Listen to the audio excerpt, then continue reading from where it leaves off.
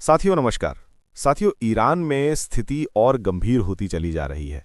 ऐसी स्थिति में डोनाल्ड ट्रंप ने ईरान में जो लोग प्रोटेस्ट कर रहे हैं उनसे कहा है कि आप लोग चिंता मत करो, प्रोटेस्ट करते रहो।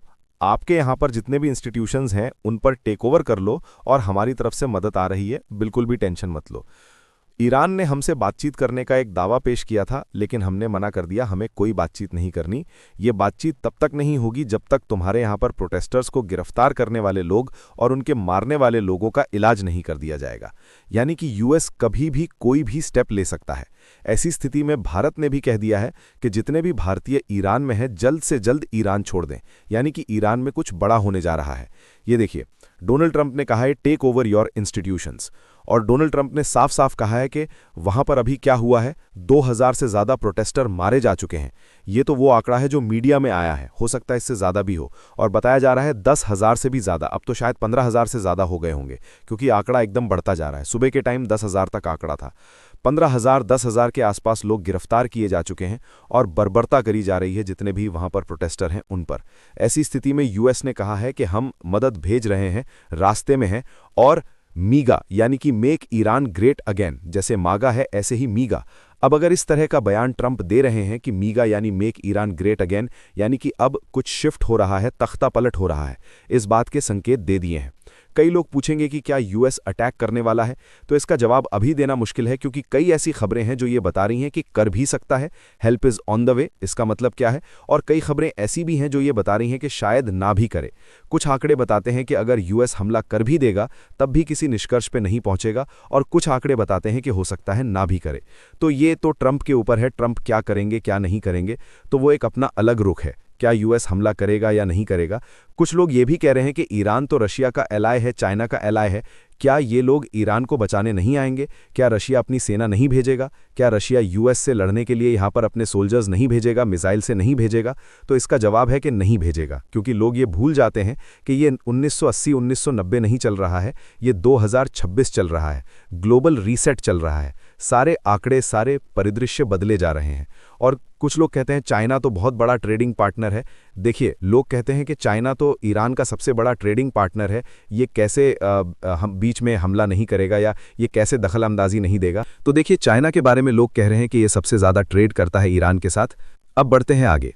तो देखिए, लोग कह रहे हैं कि चाइना सबसे बड़ा ट्रेडिंग पार्टनर है, इसलिए चाइना आ जाएगा और इस पूरे मामले में इंटरफेयर करेगा। चाइना नहीं आएगा। चाइना बेशक इसका सबसे बड़ा ट्रेडिंग पार्टनर है, लेकिन चाइना बिना मतलब में किसी वॉर में क्यों पड़ेगा?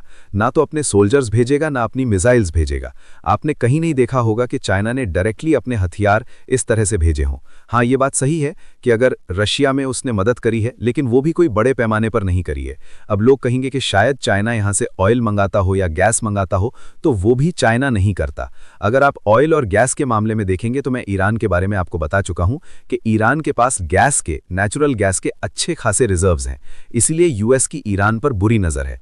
आने वाले समय में क्रूड ऑयल की या जो तेल है उसकी उतनी वैल्यू नहीं रह जाएगी जितनी नेचुरल गैस की हो जाएगी। इसीलिए यूएस इसको लंबे समय से टारगेट कर रहा है कि कैसे भी ईरान यूएस के पाले में आ जाए। वो नहीं आ रहा था। यूएस हर उस देश को जहां पर नेचुरल गैस के भंडार हैं या तो सैंक्शन लगा देता है या किसी तरह से अपने पाले में कर लेता है। अब आप इधर देखेंगे तो नेचुरल गैस के रिजर्व्स की बात करूं तो सबसे ज्यादा आपको रशिया में देखने को मिल रहे हैं, उसके बाद ईरान है, उसके बाद कतर है, उसके बाद फिर यूएस है। तो देखिए, रशिया पर सैंक्शंस हैं, ईरान पर सैंक्शंस हैं। कतर एक ऐसा देश है जो पूरी तरह से यूएस के पाले में झुका हुआ है। ठीक है जी, इसीलिए यूएस ईरान के पीछे पड़ा हुआ है। दूसरा, ईरान एकमात्र ऐसा देश है इस पूरे क्षेत्र में जो यूएस के पाले में किसी भी तरह से नहीं आ रहा। बाकी के सभी देशों पर यूएस ने अपना किसी न किसी तरह से डोमिनेंस जता रखा है, या तो उस देश को अपने पाले में गिरा करके या वहां पर किसी न किसी तरह से तख्ता पलट करके। हाल फिलहाल में आपने सीरिया में देखा था 2024 के अंत में किस तरह से यूएस ने यहां पर भी तख्ता पलट करवाया था और बशर अल असद को यहां से भाग करके रशिया जाना पड़ा था। अब ईरान की बारी है। ठीक है, यूएस ना सिर्फ यहां पर इस्लामिक रिजीम को गिराएगा, बल्कि यहां पर जो आने वाली सरकार है उससे इस तरह से डील करेगा कि यहां के गैस के भंडार यूएस को मिल सके, नेचुरल गैस यहां से वो निकाल सके। ठीक है, तो चाइना ना तो यहां से गैस ले रहा, ना यहां से तेल ले रहा, तो चाइना क्यों इतनी टेंशन ले? ठीक है, बहुत बड़ा स्ट्रेटेजिक पार्टनर है, सबसे ज्यादा डील। अब उस हिसाब से तो इंडिया का सबसे बड़ा ट्रेडिंग पार्टनर तो यूएस है, लेकिन टैरिफ की चलते आप देख रहे हैं किस तरह का तनाव हो रखा है। तो क्या इंडिया का काम नहीं चल रहा है? इंडिया के ऊपर 75% टैरिफ लगे हुए हैं, फिर भी फास्टेस्ट ग्रोइंग इकोनॉमी बना। ऐसे नहीं होता है। ट्रेड को डाइवर्स भी किया जा सकता है, उसके तरीके और निकाले जा सकते हैं जो चाइना भविष्य में निकाल लेगा। अब लोग कहेंगे कि ठीक है साहब, आपने गैस की बात कर दी, अगर हम ऑयल की बात करें तो चाइना को सबसे ज्यादा ऑयल दे कौन रहा है, तो वो भी आप देखिए। सबसे ज्यादा top 10 crude oil exporters to China, सबसे ज्यादा रशिया दे रहा है, सऊदी दे रहा है, इराक है, मलेशिया है, यूएई है, ओमान है, ब्राजील है, अंगोला है, कुवैत है, यूएस है। आप बताइए ईरान कहीं नहीं है। तो चाइना का ऐसा कौन सा इंपॉर्टेंट काम